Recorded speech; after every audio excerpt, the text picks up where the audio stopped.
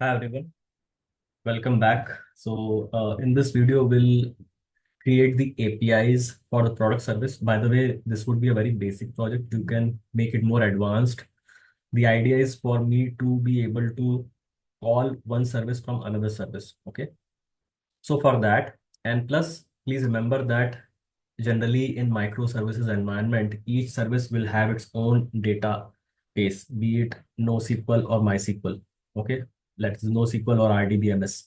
Okay, that's an ideal microservices setting where each service has its own database, and then a particular service, would need to uh, call the other service through some mechanism, which is what we are going to look at in this project. Okay, so let's start off with our products service.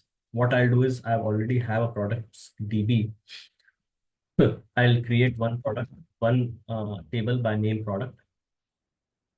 We'll have some basic columns here in this table. Let's say ID, which will be auto increment.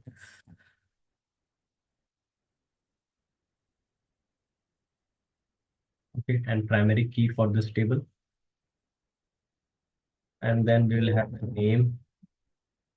This would be bear care. Let's keep it length as 256. Description. Let's keep just 128. Description could be a little bit on the higher side. Again, bear care. Okay. And let's have brand. Let's keep this bear care only for now.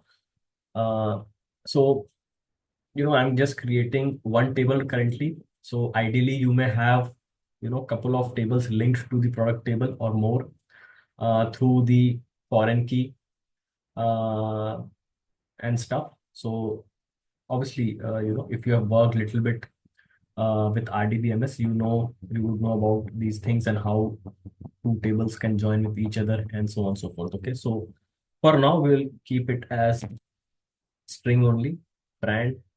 Let's first create this table with these four columns. Let's add a couple more columns. What we can have more is, let's say, category would be there, which again, let's keep it as string only. And let's have status, like status could be an enum, which can have, values like active, inactive.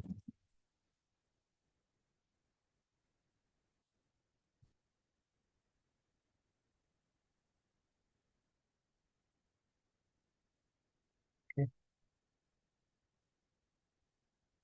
Let's save. Okay, so these are the columns we have in the products table inside our products DB. What we need to do is we need to create an entity mapping, mapping to this table. So let's go ahead and do that in our uh, product service. So we already have a product service. If you remember, we created it when we were trying to, uh, you know, uh, when we were working on the config server part. Okay, I had already created the inventory service and the product service. So we will use those services only because these services more or less have the dependencies which we need. Let's quickly check on that. So we have the data rest, starter web, starter config, Eureka client, which is great. Uh, we need dependency related to JPA and MySQL. Okay. So what I'll do is I have the Hello World application open with me. The application we used, when we were actually discussing the concepts, so that contains most of the things which we need. Okay, so we need to copy these two dependencies. By the way, if you don't have any referencing service, you can always go to ambient repository and get the XML markup from there. Okay. So, um, and obviously, if you are creating it from scratch, then you can, the initializer itself would give you these, already uh, put when you export the project. Okay. So we have now MySQL connector and data JPA also with us. Um, okay, so we have the properties which we need. Second thing which we need here is we need to go to the POM. As I always say, let's reload this project so that we don't forget to resolve the new dependencies. Okay, which means the files need to be downloaded for those dependencies, from the Maven uh, repo. Okay, so it doesn't take much time. Okay, so we are there. Okay, now what I'll do is I'll create one entity known as products real quick. Uh, so what we are going to do is we are going to put the properties.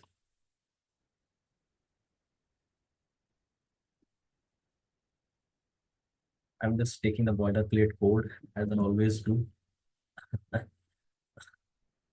Really, I cannot survive without you know getting this code, either from ChatGPT, from the internet, or wherever. And obviously, if, you can use the code which you have already created. Okay, nobody will tell you anything on that. Okay? Don't need to reinvent the wheel. Okay. So what else I'll do is I'll just put name and what other columns with description, brand, category, status. Okay. Let's quickly put those. Description, brand,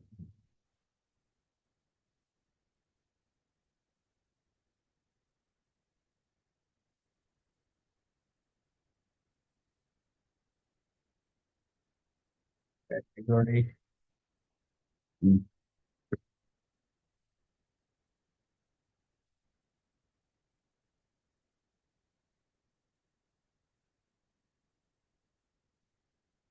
And there's the status. Okay.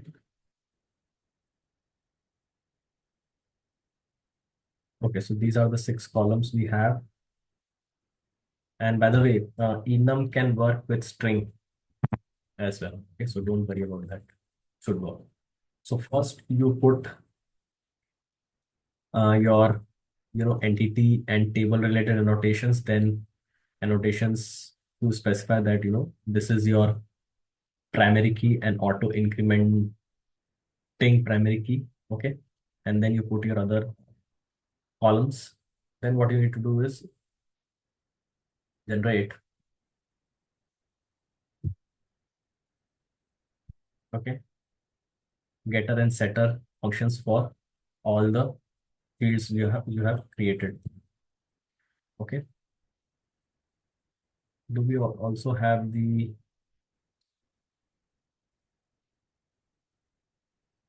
constructor here? Okay, constructor is not required. Okay, and table you're pointing to is the products table. Now we will create one repository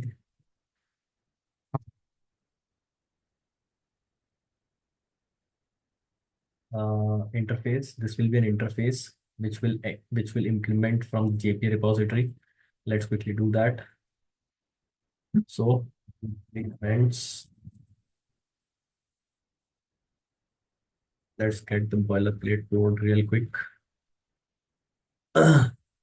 Extends. Sorry, it has to be extend because JP repository is a class. Okay?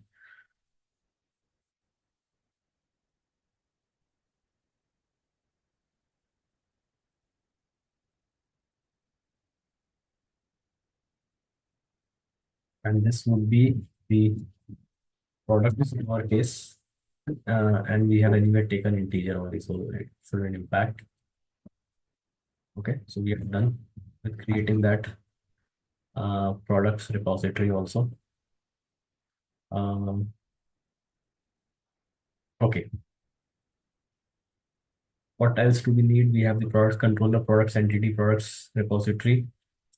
Um, do we require a service class? I don't think we require a service class for this project, because idea of this project is to be able to call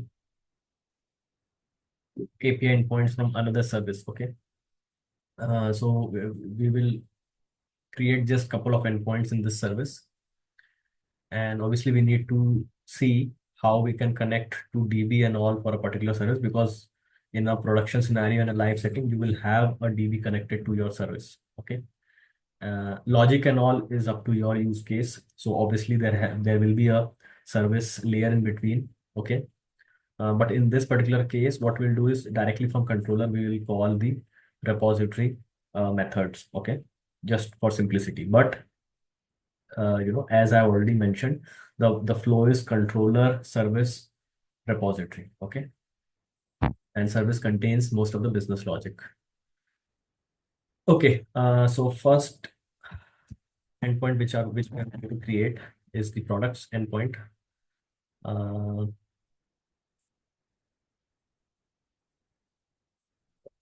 this point here, which we are taking as slash only. Okay. As we discussed, you know,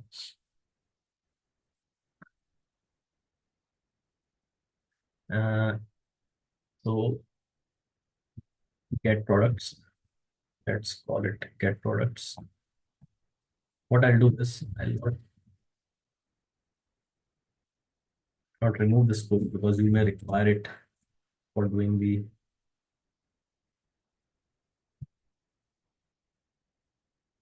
testing out the uh, you know, older concepts. I'll put this as get service info. Just add slash get service info if you want to get service info. Okay. Get products. And what we are going to do is we are going to inject your products repository into this control file. Okay. With auto wired. And then with the help of that object, we can basically do, call functions you have basically declared in your products repository interface. Those could be custom functions also, or functions available via your JPA. For example, find all is a function available via JPA. This return type would be a list of type products. Okay, so let's import that. Okay, done. What I'll also do is I want to basically teach you that concept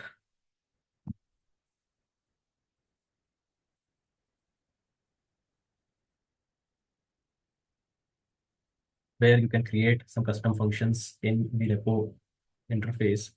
So get products by cat. So what you can do is, it's not very complicated. In our products repository, this obviously has to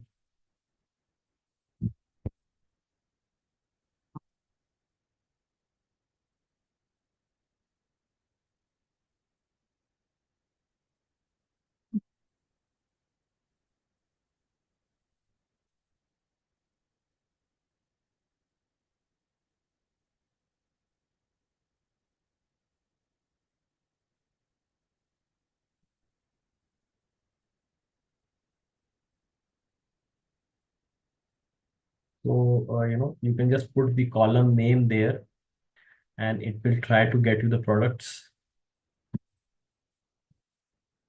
filtered on that particular input. Okay, so in this case, we want all the products for a particular category. So it would require us to have an input, and then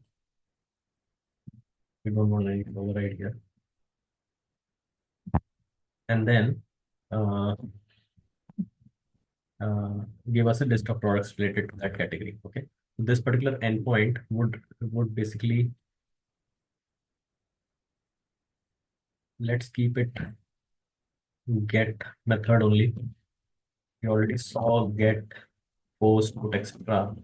I'm not going towards that. Idea is to get this up and running really quick. Okay. So both are get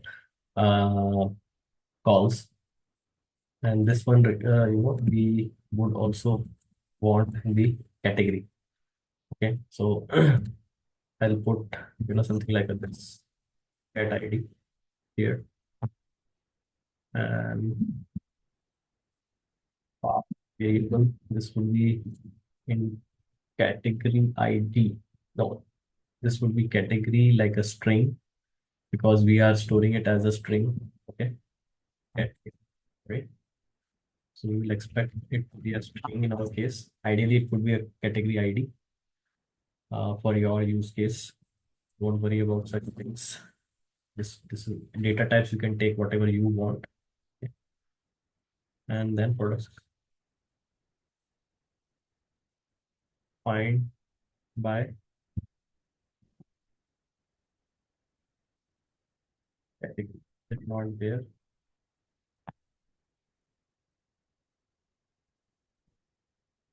Maybe find by category. Hopefully it should work. We'll see.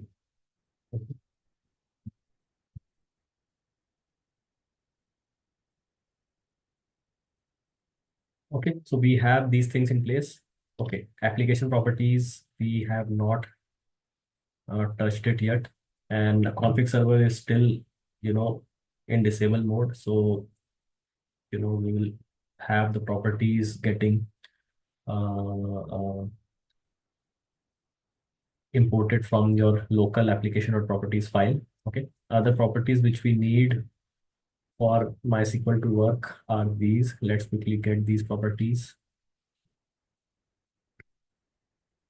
Let's also have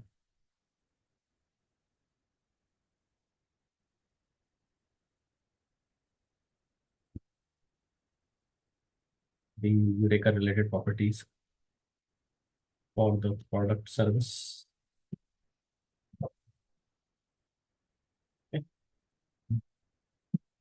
Some any other property which you think we require? No, we are fine. Okay. We have the dependencies, we have the properties, we have the controller, we have the product entity, we have the product repository. We just need some data. Let me quickly put some data. So we already saw how we can create the controller, those API endpoints, uh,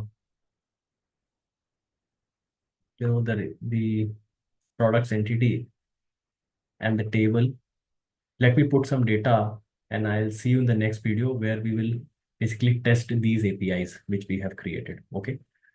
And also after that, try calling those APIs from the other service. Okay. So I'll see you in the next one. Thank you.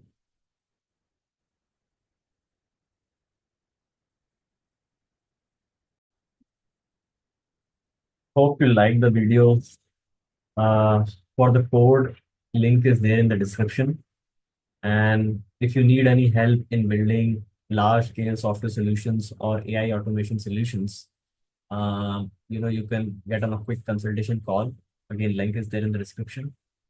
So until next time, uh, like, subscribe, and share. And I'll see you in the next one. Thank you.